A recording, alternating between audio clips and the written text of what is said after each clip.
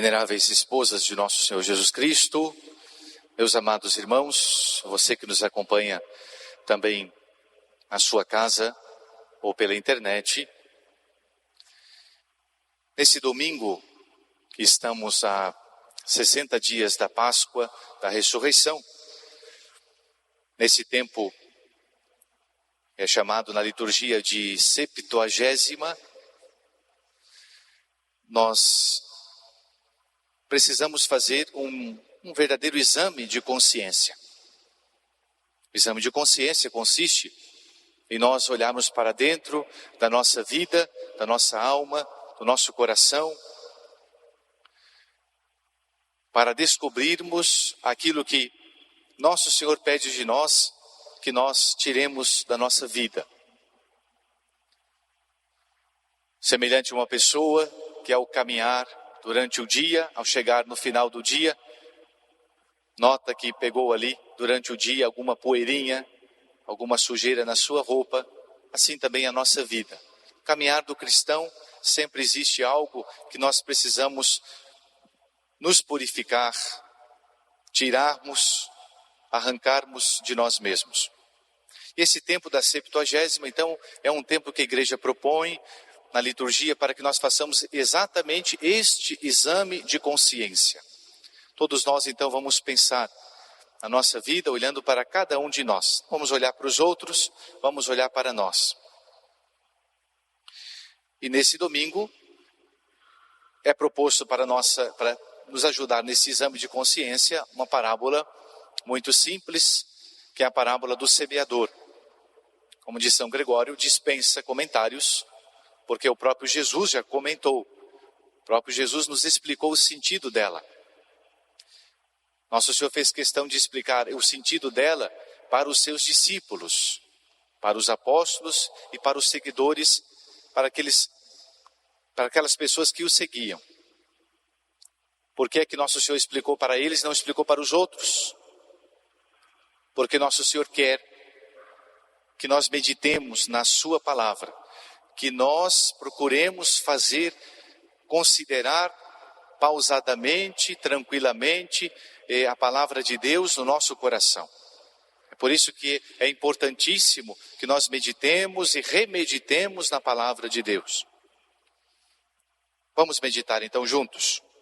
Essa parábola, ela fala acerca, como Jesus disse, da palavra de Deus. Aquilo que Deus ensinou, aquilo que Deus revela, numa palavra, a sua vontade, a vontade santíssima de Deus a nosso respeito. Também essa parábola nos fala sobre o acolhimento que damos frente à palavra de Deus. Como é que nós nos comportamos quando nós a ouvimos, quando nós a escutamos? E o efeito que produz em nós.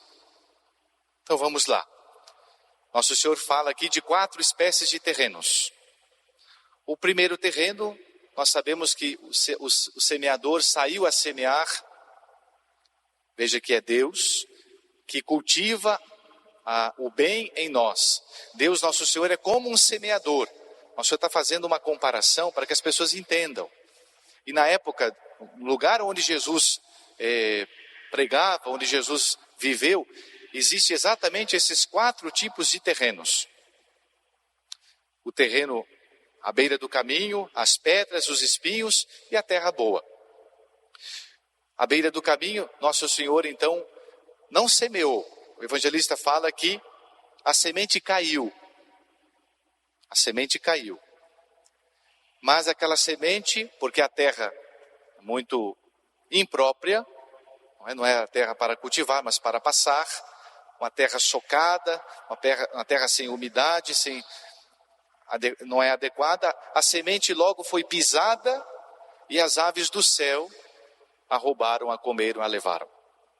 Nosso Senhor explica o sentido desse primeiro terreno. Ele fala, os que ouvem são aquelas pessoas que ouvem a palavra de Deus, mas o diabo vem e tira-lhes a palavra. Olha que interessante, ele tira a palavra do coração, para que não se salvem acreditando nela. Por que do coração? Porque nem sequer essas pessoas, embora a ouçam, mas eles não acolhem a palavra com abertura, eles não recebem a palavra como deveriam receber. Eles não amam ainda a Deus e a sua vontade. Por isso que o demônio tira do coração. Quando o demônio não permite que a gente ame ou estime a palavra de Deus. Falta muitas vezes nesse tipo de pessoa, e pode ser cada um de nós, o amor, o interesse e a fé no que Deus revela. Muitas vezes quantas vezes acontece isso com a gente, não é? Nós estamos na igreja, estamos escutando a voz de Deus, a palavra, uma homilia, uma pregação. Quantos anos ouvindo, todos os domingos, em cada Santa Missa, a palavra de Deus, mas talvez nos falte aquele interesse. Eu vou para descobrir o que Deus quer de mim. Eu vou para ouvir a palavra de Deus, para saber mesmo o que é que Deus quer. E nós vamos, mas vamos por tradição, ou nós vamos porque é obrigação. Falta-nos o amor, falta-nos aquele interesse. O interesse de ouvir a palavra de Deus, a Sagrada Escritura, a Sagrada Tradição, que nós não podemos ignorá-la, e também na igreja, que é a fiel intérprete, tanto da Escritura como da tradição. Como diz São Beda, doutor da igreja, ouvem sem fé, sem desejo de conhecê-la. O segundo tipo de terreno, as pedras. Aquela sementinha caiu num terreno pedregoso. E Nosso Senhor diz que aquela semente logo nasceu, mas logo também morreu. Nosso Senhor explicando, ele diz que são aquelas pessoas que se alegram quando ouvem a palavra de Deus, acreditam mesmo, mas não resistem às tentações. O que faltou para esse tipo de pessoa? Faltou profundidade. São cristãos? Sim, são. São batizados? Sim. Vêm à missa? Às vezes. Estão na igreja? Sim. Mas o que lhes falta? Falta-lhes profundidade. Eles têm uma religiosidade, mas uma religiosidade de superfície. Faltou numa palavra a intimidade com Deus na oração. Nós vamos propor durante a Quaresma e durante esse ano mariano vários modos de nós termos essa intimidade com Deus. A adoração ao Santíssimo nas quintas-feiras, por exemplo. A campanha Amanhecer com Nosso Senhor Eucarístico, Nosso Senhor Sacramentado, consistirá em fazer uma visita a Jesus logo de manhã, ao fazer a nossa oração da manhã diante do Santíssimo, antes de ir para o trabalho. Vamos propor também alguns sacrifícios na Quaresma, por exemplo, na sexta-feira. Vamos propor a obra de misericórdia, que é rezar pelos falecidos na segunda-feira, a Missa das Almas. Vamos propor rezar o terço de Nossa Senhora toda terça-feira à noite. Na terça-feira tem o terço, nesse ano mariano.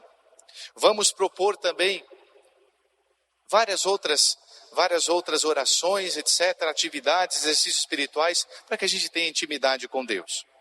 O terceiro terreno é aquele terreno que a semente caiu na terra, só que cresceram junto com aquela semente, junto com a planta boa, cresceram também os espinhos, as ervas daninhas. E aqueles espinhos sufocaram a semente boa, aquela planta boa. Nosso Senhor explica, são aqueles que ouviram, que progrediram, mas as preocupações da vida, ou seja, a falta de confiança em Deus, o trabalho excessivo, a busca desordenada e o apego ao dinheiro. Veja a precisão. Não é errado trabalhar, é necessário trabalhar, mas o trabalho excessivo, não. É necessário também que nós tenhamos o sustento da família, o dinheiro, mas a busca desordenada pelo dinheiro, não. Além disso, a sedução dos prazeres da carne matam aquela planta, matam a voz de Deus em nós. Talvez aquele cristão até se alegrou, ouviu a palavra de Deus, porém as coisas do mundo, o mundanismo, falaram mais alto. E por fim, não é só coisa ruim. Nosso Senhor não é pessimista. O cristianismo não é algo que nos leva ao pessimismo, ao derrotismo, não. O cristianismo é realidade. Nosso Senhor também, ele nota que existe terra boa. É aquela semente que caiu na terra boa, houve tudo aquilo, todas as coisas necessárias para aquela sementinha frutificar, morrer e frutificar, e aí deu muito fruto. Diz o evangelista que deu 100%. 100%. Esse 100%, dizem os padres da igreja, significam 10, que é o número de perfeição, vezes 10. Ou seja, aquela pessoa correspondeu.